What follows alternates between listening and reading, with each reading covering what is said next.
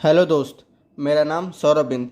आज मैं आप लोगों को एक नया चैप्टर पढ़ाने जा रहा हूँ जो कि है डाइजेशन एंड एब्जॉर्प्शन। ठीक। वास्तव में डाइजेशन होता क्या है? ठीक। डाइजेशन और एब्जॉर्प्शन के बारे में इस चैप्टर में हम लोग पढ़ेंगे। जब डाइजेशन की बात दिमाग में हम लोग आता है तो डाइजेशन किसका करवाना है पहले ये तो पता करना है हमें। ठीक। डाइजेशन होता किसका है? खाना भोजन फूड, जो खाना हम लोग खाते हैं उनका उसी का डाइजेशन होगा ना।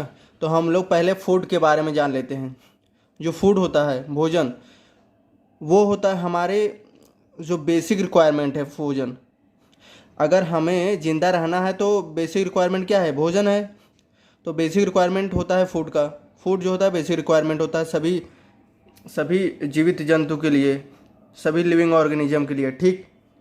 अब इस फूड के अंदर क्या क्या कंपोनेंट होते हैं? इस फूड के अंदर कार्बोहाइड्रेट होगा, प्रोटीन होगा और क्या होगा? फैट होगा। ठीक। और उसके अंदर कुछ विटामिन होंगे, मिनरल होंगे। ये विटामिन और मिनरल जो होते हैं हमारे बॉडी के लिए ज़रूरी होते हैं, लेकिन बहुत ही स्मॉल क्वांटिटी में चाहिए होते हैं। ठीक। और हम लोग इस फूड से क्या प्रोवाइड करते हैं? एनर्जी प्रोवाइड करते हैं, जो कि हमारे ग्रोथ के लिए बहुत ही आवश्यक होता है। ठीक। और उसमें कुछ इम्पोर्टेंट आ जाता है पानी। पानी भी जो होता है, ये पानी वाटर जो होता है बहुत ही महत्वपूर्ण रोल अदा करता है किसमें? मेटाबॉलिज्म में। जब मेटाबॉलिज्म होता है तो मेटाबॉलिज्म में वाटर जो होता है बहुत ही इंपॉर्टेंट महत्वपूर्ण रोल अदा करता है। और साथ में यह प्रिवेंट करता है क्या? डिहाइड्रेशन से। डिहाइड्रेशन से भी यह वाटर जो होता है प्रिवेंट करता है। ठीक। ये हो गया आपका बेसिक बेसिक फूड के बारे में। ठीक। अब हम लोग पढ़ेंगे डाइजेशन। डाइजेशन होता क्या है? डाइजेशन एक तरीके का प्रक्रिया है जिसमें हम कॉम्प्लेक्स फूड को हम लोग डाइजेशन के थ्रू सिंपल फॉर्म में कन्वर्ट करते हैं और उसे एब्जॉर्ब करते हैं। वही होता है क्या? डाइजेशन। और यहाँ पे इंग्लिश में लिख दिया गया है, digestion is a process of conversion of complex food substance to simple and absorbable form इसका डाइजेशन। का मतलब यह होता है कि डाइजेशन हम लोग खाना खाएं और उसके अंदर कार्बोहाइड्रेट, फैट, प्रोटीन ये सभी हैं प्रेजेंट है। ये एक कॉम्प्लेक्स हैं, कंपाउंड हैं। इन कॉम्प्लेक्स कंपाउंड को डाइजेशन के थ्रू इसको हम लोग सिंपल फॉर्म में कन्वर्ट करते हैं। यही होता है क्या? डाइजेशन। ठीक। यही सिंपली मतलब होता है क्या? डाइजेशन। ये हो गया आपका डाइजेशन का डिफिनीशन हो गया। अब हम लोग नेक्स्ट पढ़ेंगे organisation of human digestive system, कि ह्यूमन डाइजेस्टिव सिस्टम किस तरीके से हमारे बॉडी के अंदर ऑर्गेनाइज है, हमारे बॉडी के अंदर किस तरीके से ऑर्गेनाइज मैनर पर प्रेजेंट है और किस ऑर्गेनाइज मैनर पर यह हमारा डाइजेस्टिव सिस्टम काम करता है, उसको हम लोग इसमें बात करेंगे। उसको हम डायग्राम के थ्रू एक्सप्लेन करेंगे। ठीक। डायग्राम के थ्रू एक्सप्लेन करते हैं। ये रहा आपका डायग्राम। ठीक। ये रहा आपका डायग्राम। ये कोई एक आदमी है, पता नहीं कौन है। ये इसका माउथ है। ठीक। ये क्या है? माउथ। हम लोग माउथ से खाना खाते हैं, लेकिन जो जो डाइजेशन की प्रोसेस है, एक बात और, जो डाइजेशन की प्रोसेस है, हम लोग खाना देखते मान ही डाइजेशन की प्रोसेस शुरू हो जाता है, जिसे हम सिफेलिक फेज बोलते हैं। हम लोग अगर खाना देखें, खाना देखने के बाद हमारे मुंह में सैलावरी का सिक्रीशन शुरू हो जाता है, मतलब डाइजेशन। खाना देखे नहीं, डाइजेशन शुरू हो गया, वो होता है सिफेलिक फेज। अब पहले हम सिस्टमेटिक मैनर में देख लेते हैं डाइजेस्टिव सिस्टम का। ये हो गया माउथ आपका, और ये हो गया पैरोटिड ग्लैंड। ठीक। पैरोटिड सैलावरी ग्लैंड तीन होते हैं, एक होता है पैरोटिड ग्लैंड, एक होता है सब मैक्सिलरी, एक होता है सबलिंगुअल। ठीक। ये हो गया पैरोटिड ग्लैंड। पैरोटिड ग्लैंड चिक के पास होता है। एक्सटर्नल, ये जो एक्सटर्नल कान होता है, कान की जो पार्ट होते हैं एक्सटर्नल एकास्टिक मेटस के नीचे होता है या पैरोटिड ग्लैंड। और सब मैक्सिलरी ग्लैंड जो होता है प्रेजेंट होता है जबड़ा जो होता है उधर साइड प्रेजेंट होता है। अब सब लिंगुअल ग्लैंड जो होता है प्रेजेंट होता है हमारे टंग के नीचे। ये हो गया क्या, सलाइवरी ग्लैंड, जो कि आगे अभी बताऊंगा मैं आपको डायग्राम के थ्रू। ठीक, ये हो गया सलाइवरी ग्लैंड। ये सब पार्ट है सिस्टमेटिक मैनर में डाइजेस्टिव सिस्टम का। उसके बाद अगर आगे आएंगे तो आ जाएगा क्या, ओइसोफेगस। क्या आ जाएगा आपका, ओइसोफेगस, जिसे हम हिंदी में बोलते हैं आहार नाल। ये रहा आपका डायफ्राम। डायफ्राम के बाद एब्डोमेन, ये थोरैसिक कैविटी है। उसके बाद डायफ्राम के बाद आ जाता है एब्डोमिनल कैविटी। उस एब्डोमिनल कैविटी में प्रेजेंट होता है, लेफ्ट साइड प्रेजेंट होगा आपका स्टमक। ये होता है जेट शेप का होता है स्टमक। ठीक, अब यह स्टमक फर्दर जा कर के कन्वर्ट हो जाएगा ड्यूडिनम में। यह ड्यूडिनम सी शेप ड्यूडिनम होता है। ठीक, सी शेप कैसा, सी शेप होगा ड्यूडिनम। और इसी ड्यूडिनम में पैनक्रियाज प्रेजेंट होता है, एक लिफ लाइक। अगर आप अशोक का पेड़ देखे होंगे, जिस तरीके से उसकी पत्ती होती है, ठीक उसी तरीके से पैनक्रियाज जो होता है प्रेजेंट होता है। ठीक, उसी सी शेप में अंदर प्रेजेंट होता है पैनक्रियाज। यह एक मिक्स ग्लैंड है। इसमें मतलब कि एंडोक्राइन एक्सोक्राइन दोनों होते हैं। ठीक, अब यह ड्यूडिनम आगे जा कर के क्या बनाता है, जियोजेनम। ठीक ठीक, यह ड्यूडिनम आगे जा कर क्या बनाएगा, जियोजेनम। ये रहा जियोजेनम। ठीक, और जियोजेनम आगे जाकर क्या बनाएगा, इलियम। ठीक, यह जो होता है स्मॉल इंटेस्टाइन का पार्ट है। Small intestine 3, duodenum, jejunum, ileum. Duodenum, jejunum, ileum, duodenum, jejunum, ileum, coil structure है। उसके बाद आ जाता है आपका लार्ज इंटेस्टाइन। ठीक, लार्ज इंटेस्टाइन आपका आ जाता है सीकम। ये हो गया सीकम। ठीक, ये सीकम हो गया। और सीकम में एक टेल लाइक स्ट्रक्चर प्रेजेंट होता है जो कि अपेंडिक्स होता है। ये क्या होता है, अपेंडिक्स। यह एक वेस्टफुल ऑर्गन है जो कि धीरे धीरे यह क्या हो जा रहा है, विलुप्त होता चला जा रहा है। यह जो होता है फंक्शनल होता है किसमें, एनिमल में प्रेजेंट होता, फंक्शनल होता है जैसे गाय भैंस के अंदर। यह अपेंडिक्स जो होता, अपेंडिक्स उसके अंदर फंक्शनल होता है। लेकिन ह्यूमन के अंदर जो होता है यह वो क्या नाम है, वेस्टफुल ऑर्गन है। ऑपरेशन के थ्रू अपेंडिक्साइटिस होता है, तो ऑपरेशन के थ्रू इसे अपेंडोक्टोमी कर करके इसको कट कर करके बाहर कर दिया जाता है। ठीक, जब इसके अंदर इन्फेक्शन होता है, अपेंडिसाइटिस होता है, तब अपेंडेक्टोमी कर करके इसको रिमूव कर दिया जाता है। सीकम के बाद आ जाता है आपका यह है कोलिंग फ्रैक्शन। सीकम कोलन आ जाता है। ठीक, कोलन है, कोलन का ही मतलब कोलम को ही अलग अलग पार्ट कर दिया है। राइट कोलिक फ्लैक्सर इसे बोलेंगे और इधर बोलेंगे लेफ्ट कोलिक फ्लैक्सर। उसके बाद ये हो जाता है ऊपर जाएगा, इसे हम असेंडिंग कोलन बोलेंगे। उसके बाद ये हो जाएगा ट्रांसवर्स कोलन बोलेंगे। उसके बाद नीचे जब आएगा इसे हम डिसेंडिंग कोलन बोलेंगे। ठीक, समझ में आ रहा है, ये हो गया डिसेंडिंग कोलन। उसके बाद आ जाता है सिग्मोइड कोलन। ठीक, उसके बाद आपका आ जाएगा क्या, सिग्मोइड कोलन आ जाएगा। उसके बाद आपका आ जाता है रेक्टम। ठीक, उसके बाद भैया क्या आ जाएगा आपका, रेक्टम आ जाएगा। रेक्टम के बाद एनल कैनाल, उसके बाद बाहर उत्सर्जित हो जाएगा वेस्टफुल प्रोडक्ट। ठीक, अब बचा हुआ लीवर मैंने आपको छोड़ा लगता है, और राइट साइड जो होता है लीवर प्रेजेंट होता है। ये हो गया लीवर। और लीवर के पीछे मतलब इंफीरियर सरफेस पर यह प्रेजेंट होता है गाल ब्लैडर, जो कि बाइल का क्या करता है, स्टोरेज करता है। और वहाँ पर कंसंट्रेशन होता है। बाइल का फॉर्मेशन तो लीवर के अंदर होता है, लेकिन यह वह जा करके कहाँ पर स्टोरेज होता है, कंसंट्रेशन होता है गाल ब्लैडर के अंदर। अब बाद में इसका सिक्रीशन होता है कहाँ पर, इस ड्यूडिनम में जाकर के सिक्रीशन होता है। ठीक, ये रहा। अब नेक्स्ट होगा आपका डाइजेस्टिव सिस्टम इन ह्यूमन के अंदर डाइजेस्टिव सिस्टम। ठीक, इस डाइजेस्टिव सिस्टम को दो भाग में हम लोग डिवाइड कर दिए हैं। ठीक, समझिएगा। एक होता है एलिमेंट्री कैनाल, आहार नाल। एक होता है accessory digestive gland. Alimentary canal, accessory digestive gland, मतलब कि जो एसेसरी मतलब सहायक डाइजेस्टिव ग्लैंड क्या क्या होती हैं। एलिमेंट्री कैनाल के अंदर आएगा आपको बकल कैविटी, जो कि आपको बता दिया मुख हुआ, जहाँ से हम लोग भोजन करेंगे। उसके बाद आ जाएगा ओइसोफेगस। ठीक। ओइसोफेगस के बाद आ जाएगा आपका स्टोमक, ठीक। उस स्टोमक के बाद आ जाएगा इंटेस्टाइन, ठीक। उस इंटेस्टाइन का लार्ज स्मॉल इंटेस्टाइन दोनों आ जाएगा। अब एसेसरी डाइजेस्टिव ग्लैंड के अंदर क्या क्या आता है? अब इस एसेसरी डाइजेस्टिव ग्लैंड के अंदर आपका आएगा salivary gland, liver, gall bladder, pancreas. ये सभी जो होते हैं डाइजेशन में हेल्प करते हैं, इसीलिए इसे बोला है एसेसरी डाइजेस्टिव ग्लैंड, मतलब कि हेल्प करते हैं। जैसे कि सलाइवरी ग्लैंड जो होता है सलाइवरी सिक्रीशन करेगा, जो कि डाइजेशन में हेल्प करता है, मतलब फूड का जब फूड के मिक्सिंग करने में, लुब्रिकेशन में हेल्प करता है। और लीवर भी डाइजेशन में हेल्प करता है।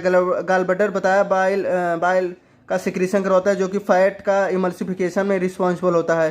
और पैनक्रियास से पैनक्रियाटिक जूस का सिक्रीशन होता है, जो कि रिस्पॉन्सिबल होता है किसमें?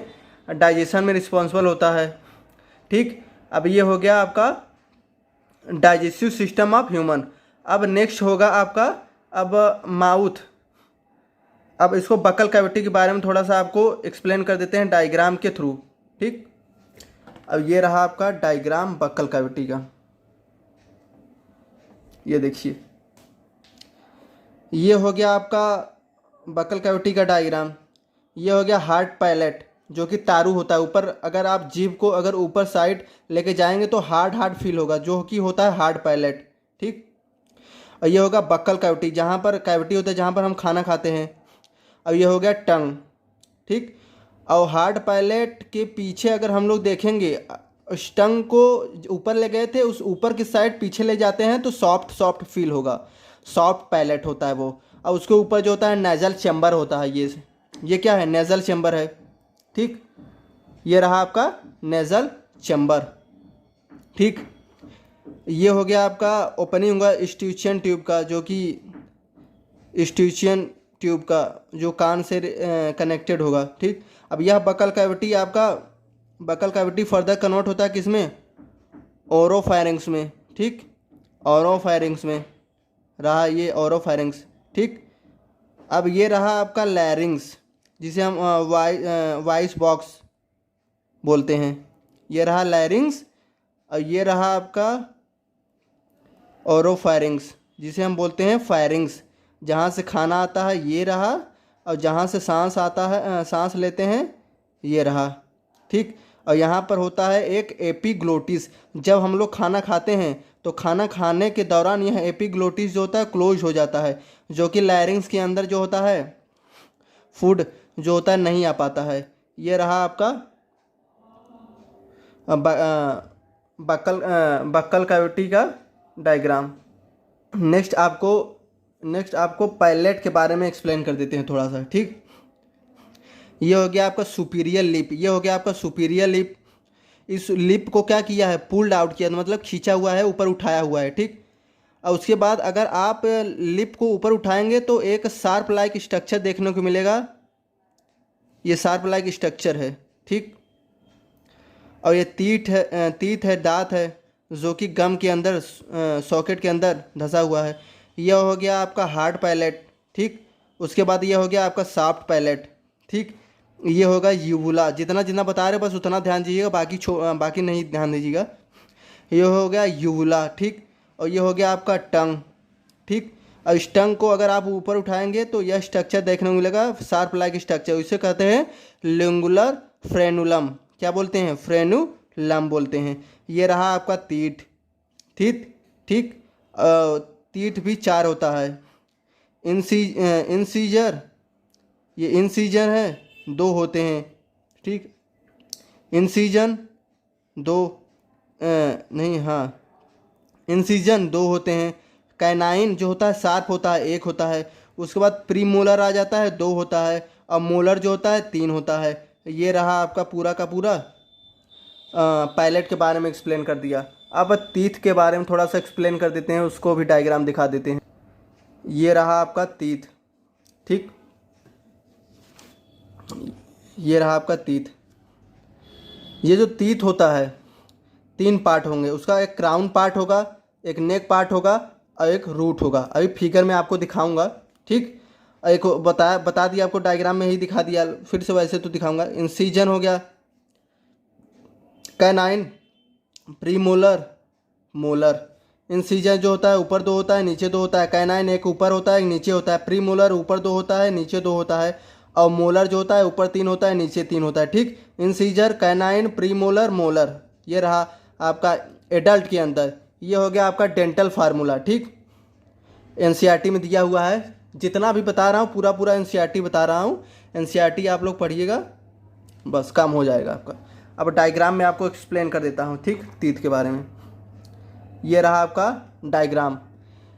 डायग्राम में एक्सप्लेन करने से हमारे दिमाग में एकदम अच्छे से बैठ जाता है और याद रहता है डायग्राम। हम लोग पढ़ाई जब करते हैं तो डायग्राम पूरा पूरा डायग्राम के ही थ्रू करते हैं, और एग्ज़ाम में जब एग्ज़ाम देना होता है तो डायग्राम ही बना बना कर आते हैं। ठीक, ये रहा आपका टीथ का डायग्राम। ठीक, मैंने बताया था टीथ जो होता है 3, एक क्राउन पार्ट होता है, ये हार्ड पार्ट, क्राउन पार्ट। ये जो टीथ होता है इसके ऊपर की जो कवरिंग होती है इनेमल की कवरिंग होता है, जो कि सबसे हार्डेस्ट होता है। ठीक, उसके बाद नेक पार्ट आ जाता है, उसके बाद रूट पार्ट आ जाता है। ठीक, ये इनेमल होता है, सबसे ऊपर वाला हार्ड कवर होता है। कैल्शियम होता है, फास्फेट होता है, ये सभी पदार्थ जो होते हैं इसके अंदर प्रेजेंट होता है। ठीक, ये होता है जिंगुआ, जिसे हम गम बोलते हैं। ठीक, उसके अंदर क्या होता है, पल्प होता है। जितना जितना बता रहा हूँ उतना समझिएगा, बाकी नहीं ध्यान देना। ठीक, सब याद करने की ज़रूरत नहीं है। पल्प आ जाता है। यह जो पल्प होता है, इसी पल्प में क्या होते हैं, आर्टरी वेसल्स होती हैं। ठीक, इसी पल्प के अंदर क्या होती है, आर्टरी और वेसल्स होती हैं। ठीक, और नर्व होती हैं। ठीक, बस इतना टीथ के बारे में जानिएगा। अब थोड़ा सा आपको एक्सप्लेन कर देते हैं टंग के बारे में। ठीक, टंग को ही बता देते हैं थोड़ा सा। ये रहा आपका टंग। टंग का डोर्सल सरफेस। डोर्सल सरफेस, अगर हम जीभ को बाहर निकालते हैं ना, अगर जीभ को हम लोग बाहर निकालें तो उसके जो ऊपर वाला पार्ट होगा, ठीक, इस तरीके से टंग होगा। ठीक, इसका भी एक 2 पार्ट होता है। एक होता है फायरेंजियल पार्ट। फायरेंजियल पार्ट का मतलब होता है जो अंदर वाला पार्ट होता है, पीछे वाला पार्ट होता है। ठीक, एक होता है ओरल पार्ट, जो हमारे बकल कैविटी में प्रेजेंट होता है। जो ओरल कैविटी में प्रेजेंट होता है उसे हम बोलते हैं ओरल पार्ट ऑफ टंग। टंग का ये ओरल पार्ट है, और यह पीछे वाला पार्ट है जिसे हम बोलते हैं फायरेंजियल पार्ट ऑफ टंग बोलते हैं। ठीक, और इसी टंग पे पैपिला प्रेजेंट होता है। ठीक, जिसे हम टेस्ट बड बोलते हैं। ठीक, और यह आपका ये हो गया फोरामेन सीकम। ठीक, ये हो गया आपका फोरामेन सीकम होता है। इसी ये हो गया फोरामेन सीकम होता है। इस फोरामेन सीकम से एक वी शेप स्ट्रक्चर निकलता है। इस वी शेप स्ट्रक्चर को हम लोग बोलते हैं सल्कस टर्मिनेलिस। ठीक, हम लोग क्या बोलते हैं भैया, सल्कस टर्मिनेलिस बोलते हैं। इसी सल्कस टर्मिनेलिस के सामने 8 से 10 क्या होता है, सर्कमवैलेट पैपिला होता है। ठीक, पैपिला होंगे 4 होते हैं, 4। एक सर्कमवैलेट पैपिला, फिल्लीफॉर्म, फ्यूजीफॉर्म, और एक और होता है, एक और सर्कमवैलेट, फिल्लीफॉर्म, फंगीफॉर्म, एक और होता है। 4 होते हैं, इसमें लगता है 3 ही दिखाया गया है। ठीक, ये सर्कमवैलेट पैपिला हो गया, ये सल्कस टर्मिनेलिस के सामने सामने होगा। उसका फिल्लीफॉर्म होता है। फिल्लीफॉर्म जो होता है पूरे टंग पर प्रेजेंट होता है। ठीक, और इसके पास कोई टेस्ट बड नहीं होता है, पूरे टंग पर प्रेजेंट होगा कोई, लेकिन इसके पास कोई टेस्ट बड नहीं होता है। और जो फंगी फॉर्म होता है यह एक मार्जिन पर होते हैं, टंग के मार्जिन पर होते हैं। ये होंगे फंगी फॉर्म पैपिला। ठीक, और जो फायरेंजियल पार्ट ऑफ टंग होता है, क्या होता है, जो फायरेंजियल पार्ट ऑफ टंग होता है उस फायरेंजियल पार्ट ऑफ टंग में कोई पैपिला नहीं होता है। ठीक, उसके अंदर कोई टेस्ट बड नहीं होता है। ठीक, और ये जो होता है लिंगुअल टॉन्सिल, यहाँ पर टॉन्सिल प्रेजेंट होता है। ठीक, टॉन्सिल प्रेजेंट होगा इस फायरेंजियल पार्ट में, टंग के फायरेंजियल पार्ट में टॉन्सिल प्रेजेंट होता है। ये रहा आपका टंग। ये वाला लेक्चर यहीं पर ख़त्म करते हैं, वीडियो लंबी हो जाएगी। ठीक, थैंक यू।